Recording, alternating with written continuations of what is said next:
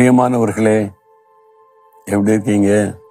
சோர்ந்து போயிருக்கிறீங்க, அப்படிதானே?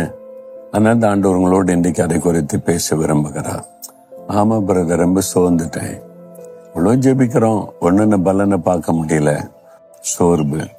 எவ்வளோ பிரயாசப்படுகிறோம், ஆசீர்வாதத்தை பார்க்க முடியல, சோர்வு.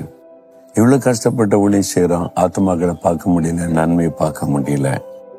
இவ்வளோ கஷ்டப்பட்டு உழைக்கிறோம், ஆனால் எல்லாமே நஷ்டத்துல தான் முடியுது, சோர்வு. இங்க பார்த்தாலும் எனக்கு ஆபத்தா தான் இருக்குது. மனுஷர்கள் பகைக்கிறாங்க, பெலிசூன்யம் பண்றாங்க, இது மாதிரி பாடுகள் மத்தியில தான் இருக்கிறான். என்னடா வாழ்க்கை, அப்படி மன சோர்ந்து விட்டாரு அப்படின்னு நினைக்கிறீங்களா? ஆண்டவர் ஒரு வார்த்தை சொல்றாரு, நீதிமொழிகள் 24:10, ஆபத்து காலத்தில் நீ சோர்ந்து போவாயானால் உன் பலன் குறுகினது. அப்ப ஆபத்து காலத்துல சோர்ந்து போனா உன் பலன் குறுகினது.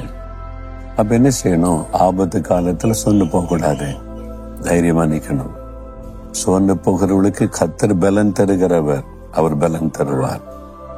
ஆபத்து காலம், கொரோனா காலம் ஆபத்து வந்ததுல உலகம் எங்கிலும் பெரும்பாலான மக்கள் மறிக்கிறதுக்கு என்ன காரணம் தெரியுமா? கொரோனா என்கிற வைரஸ் அல்ல, அதுல செத்தவங்க கொஞ்சம் பேர், பயத்துல செத்தவங்க தான் அதிகம் என்ன கணக்கெடுத்து சொல்றாங்க. பயம். ஐயோ, சிலருக்கு அந்த நோய் கிருமியை தாக்கல, இறந்துட்டாங்க, தற்கொலை பண்ணிட்டாங்க பயந்து. ஒரு ஆபத்தான சூழ்நிலை வருது, சோர்ந்து போயிடுறாங்க.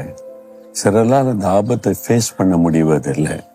எக்ஸாம் வந்துட்டாலே சிலர் சிக்காயிருவாங்க, பார்த்தீங்களா? அதை ஃபேஸ் பண்ணக்கூடிய தைரியம் இல்லை. ஒரு பிரச்சனை வந்துட்டாலே சிலர் அவ்வளவுதான் முடிஞ்சுன்னு சோர்ந்து போயிடுவாங்க.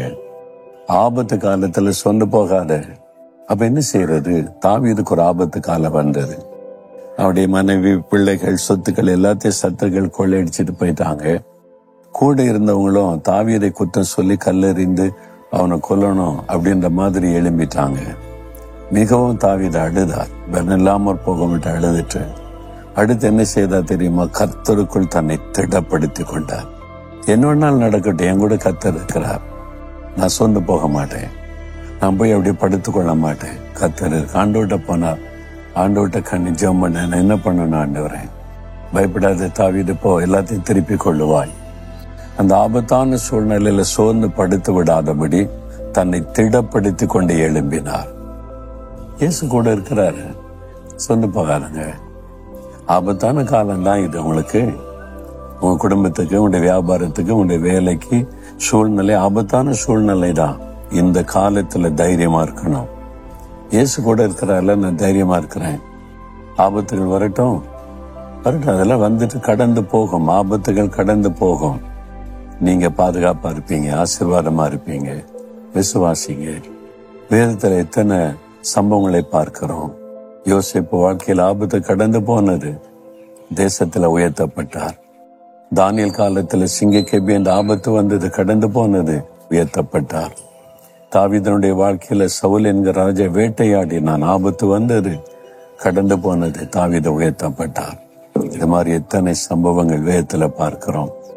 அப்ப இந்த ஆபத்தான சூழ்நிலையில நீ சொந்து போக கூடாது மகளே, மகனை சோர்ந்து போக கூடாது. தைரியமா இருங்க, இயேசு கூட இருக்கிறாரு.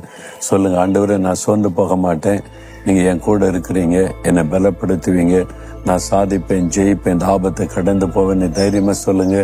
ஆபத்து விலகி வழிவிடும். உங்களுக்கு நீங்க ஆபத்துன்னு நினைக்கிறீங்கல்ல, உங்களை அப்படியே வந்து ஆட்கொண்டுரும், சுருட்டிரும், அழிச்சிரும் நினைக்கிறேன், அது விலகி போகும், வழிவிடும். தைரியமா முன்னேறி போவீங்க. சொல்லுங்க, ஆண்டவரே இந்த ஆபத்தான காலத்துல நான் சோர்ந்து போக மாட்டேன், பயப்பட மாட்டேன், நீங்க என் கூட இருக்கிறதுனால தைரியமா அதை ஃபேஸ் பண்ணுவேன், அதை கடந்து போவேன். இயேசுவின் நாமத்தில் ஆமேன், ஆமேன்.